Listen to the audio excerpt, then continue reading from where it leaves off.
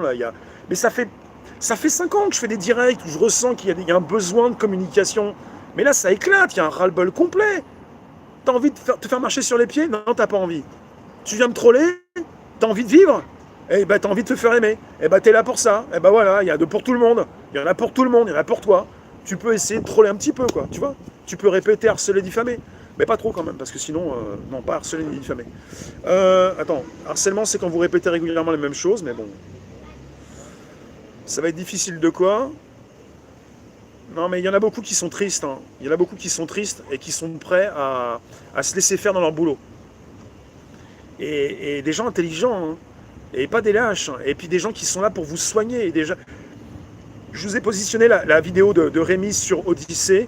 Je l'ai mis en épinglé sur Telegram. Venez la consulter, c'est très important.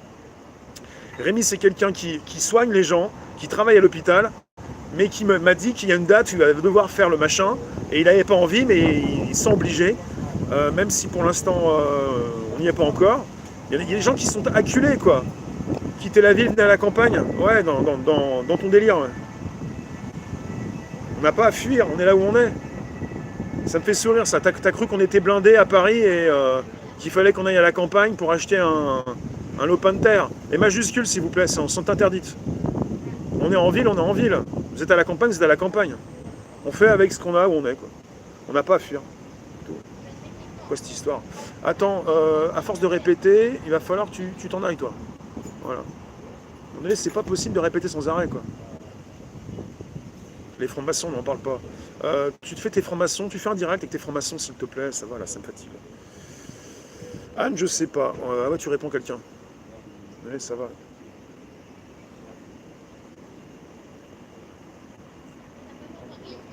Est-ce qu'on connaît des agriculteurs qui sont au courant d'une soi-disant de pénurie?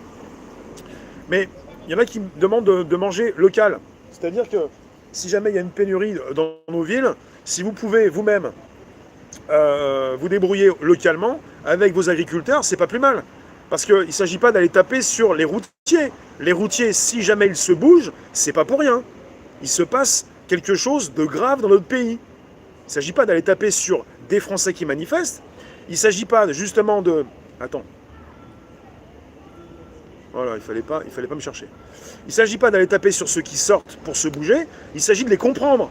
À partir du moment où vous avez des personnes qui se bougent, justement, et des personnes qui... Ah, je m'énerve quand j'ai envie de m'énerver, c'est pas par rapport à vous.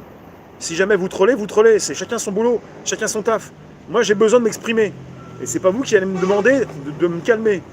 Je fais des directs depuis 5 ans, jour après jour, je suis le seul au monde à faire ça. Donc je sais ce que je fais, je sais ce que je dis, je sais comment je le dis. Je fais pas ça en rapport avec vous forcément. Donc quelque part, c'est pas vous qui allez me dire comment je fais.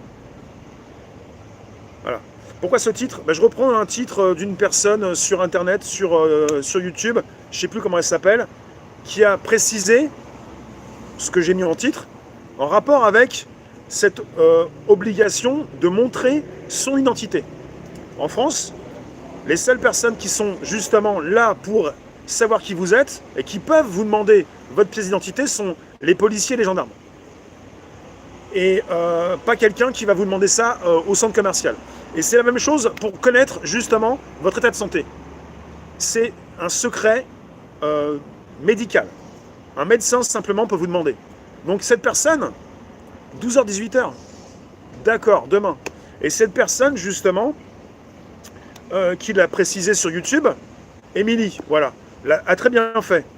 Parce que, et puis c'est pas parce qu'elle le fait que quelque part tout le monde va la suivre, mais c'est pas simplement ça, c'est que elle réagit, elle est en réaction avec un ras-le-bol des Français. Émilie de Sartige, merci Émilie.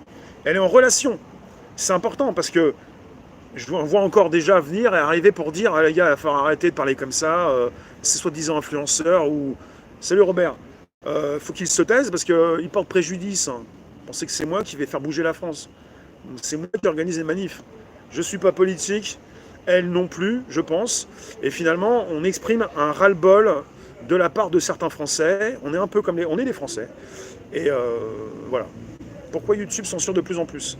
Parce que de plus en plus, certains, justement, précisent ce que YouTube ne veut pas voir préciser. Il y a des conditions générales sur la crise en ce moment. Pas tout dire. Voilà ce qui se passe.